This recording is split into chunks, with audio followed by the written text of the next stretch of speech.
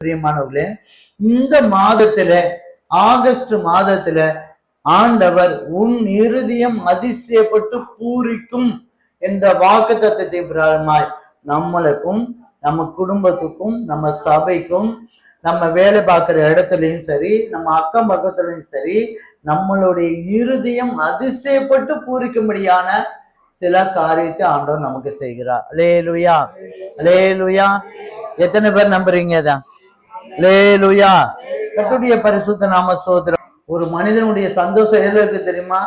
இருதயம் மட்டும் சந்தோஷப்பட்டா போதும், சந்தோஷம் அப்படியே ஜம்முன்னு வந்துடும்.